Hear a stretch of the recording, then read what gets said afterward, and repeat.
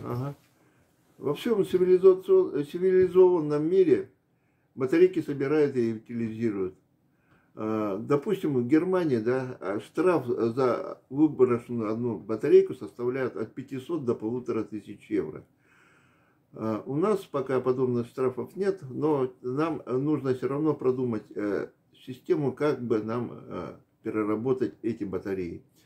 Как известно, одна батарейка, вот я уже сказал, может загрязнить до 20 квадратных метров почвы или до 400 литров воды.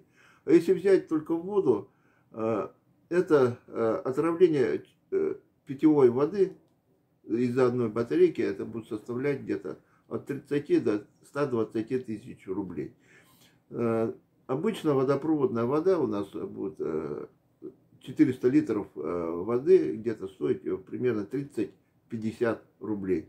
А если взять бутилированную воду из известных источников, то она будет стоить где-то 120 тысяч рублей.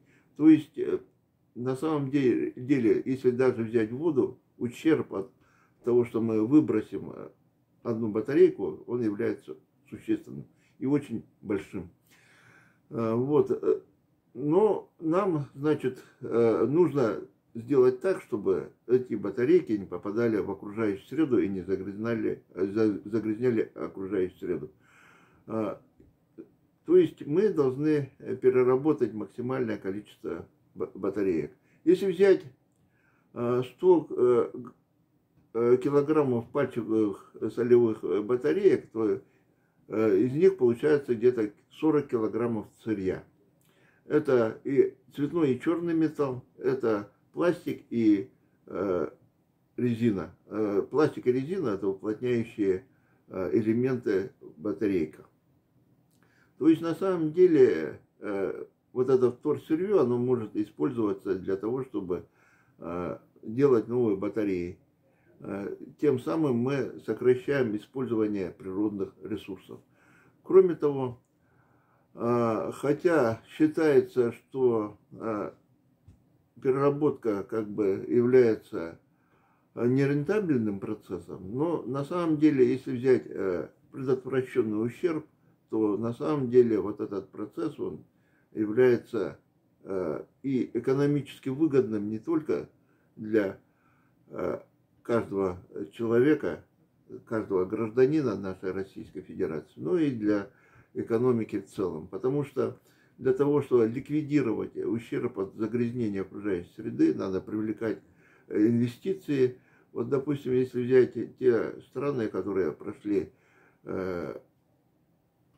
этот процесс, когда они загрязнили свою окружающую среду и после этого стали восстанавливать, то были привлечены очень большие инвестирования для того, чтобы хотя бы даже снизить им ущерб от того загрязнения окружающей среды. Поэтому мы, если будем перерабатывать наши батареи, то хотя бы от 30 до 100 рублей на каждую батарейку мы можем сэкономить на вреде окружающей среде. То есть нам нужно будет всем сдавать батарейки вот наши на переработку. Но если взять небольшой пример, Аласное озеро, где-то рядом находится свалка, попали несколько батареек, то это фактически получается смерть этого Аласного озера. Так, ну у нас в Якутске тоже имеются те предприятия, магазины, торговые центры, которые принимают отработавшие батарейки. Это новые экологические технологии, это Уником и другие магазины, которые торгуют батарейками. Вы можете найти те пункты приема батареек на сайте в известном приложении 2GIS. Надо будет только забить переработка батарейки, и выйдут те пункты, где принимают батарейки. Я вот призываю жителей нашего города и республики, чтобы действительно начать процесс по сбору и сдаче батареек. А переработка у нас батареек происходит на тех предприятиях, которые производят эти батарейки.